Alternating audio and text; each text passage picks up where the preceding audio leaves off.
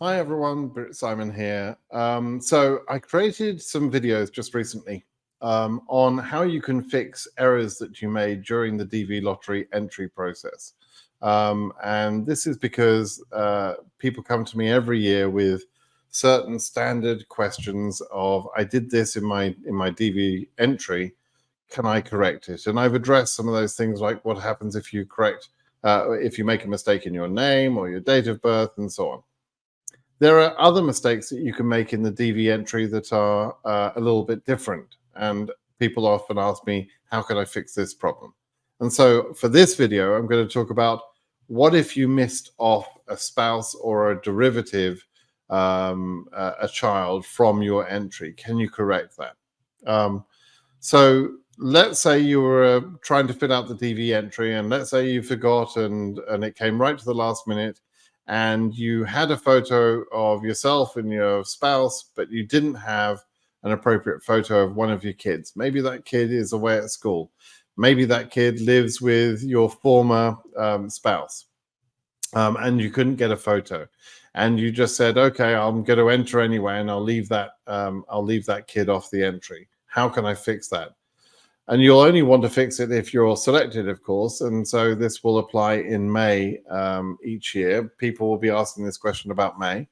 And so I can address it this way and say, unfortunately, there is no way to fix those sorts of errors. If you leave your spouse or a derivative child that should have been on the form, if you leave those derivatives off your entry for any reason whatsoever, it doesn't make a difference what the reason is. It doesn't matter how genuine your reason is.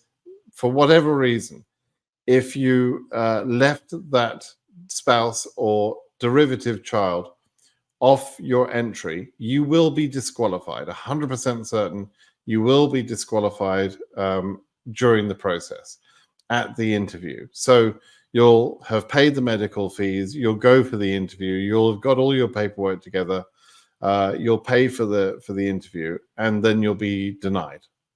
And that's a certainty, okay? There's no way to fix this.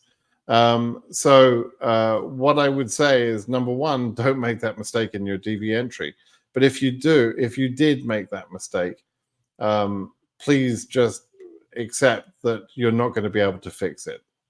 Some people will decide that they're going to try and fraudulently continue the process, somehow hiding the child or hiding the spouse, and they think they can fix it later when they get to America. That's really a bad idea. Number one, you're creating a more serious fraud. There's one thing making a mistake on your entry. You're not going to be held responsible for that mistake unless you then start to commit a more serious fraud, which is trying to gain an advantage, a green card, by continuing with that lie. Okay, that becomes immigration fraud, and it's a serious thing to do that.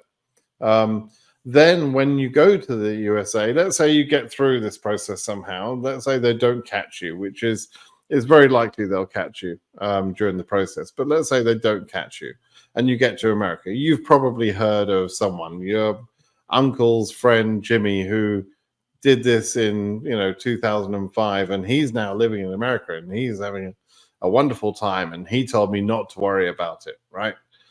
Everybody's heard a story like that, right? So the problem is that when you're living in America and you're a green card holder, you're still on probation.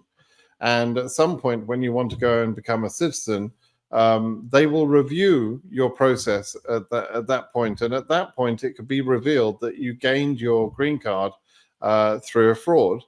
And at that point, instead of getting citizenship, you're going to be facing deportation and charges of a serious nature by that time, because you gained your green card through a lie.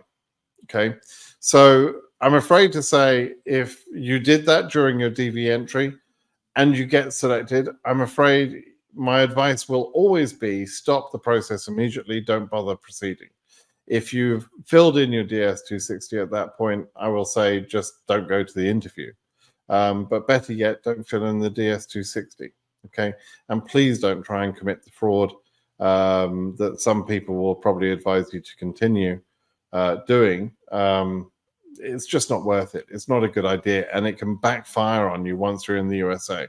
It's no fun living in the USA on an illegal basis without the solid footing that you need. That's not a good way. It's much better to try again another year and see if you can get selected again. There are people who get selected for a second and third time, so you can try again at some later point. Okay. All right, that's all I have for you today. Just wanted to clarify that particular thing for some of you that might be unsure what to do if you get selected in the DV lottery process and have left off one of your derivatives. All right, everybody. Thank you for listening. Bye-bye now.